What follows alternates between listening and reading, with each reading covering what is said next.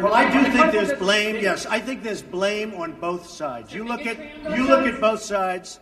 I think there's blame on both sides, and I have no doubt about it, and you don't have any doubt about it either. Well, the president wasn't expected to take questions. He was expected to just come out and talk about an infrastructure plan, but true to form, Trump actually decided he wanted to talk to reporters, and it was very clear right from the start that he had some things he wanted to get off his chest. He really wanted to reiterate his initial comments about the Charlottesville violence. There had been a process playing out over the last couple of days where White House advisors were really trying to get Trump to a place where he said something that was more strident and more directly critical of the white nationalist, white supremacist groups that we saw protesting in Charlottesville. And they had gotten him to that place on Monday, where he came out, gave a pretty carefully worded statement, condemned racism as evil, went after some of these white supremacist groups.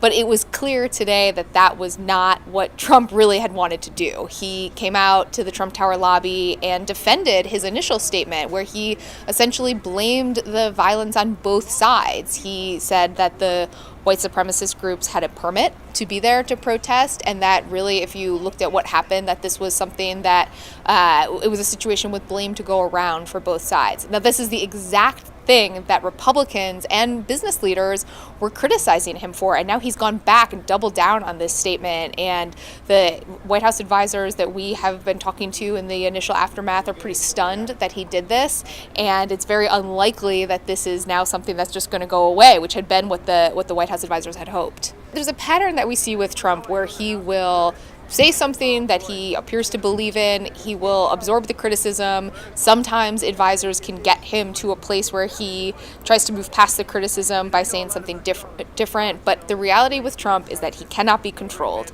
He can do what his advisors want for a day at a time, sometimes even a week at a time. He can go off Twitter for a couple days here and there. But in the end, this is a 71-year-old man who believes what he says. He is unable to be controlled, and he really chafes it being controlled. So the question now is, how does he go forward? Is this something that he tries to move past? If he does, I think that is going to be quite difficult. I think you're going to continue to see a response from Republicans, from business leaders, certainly from Democrats.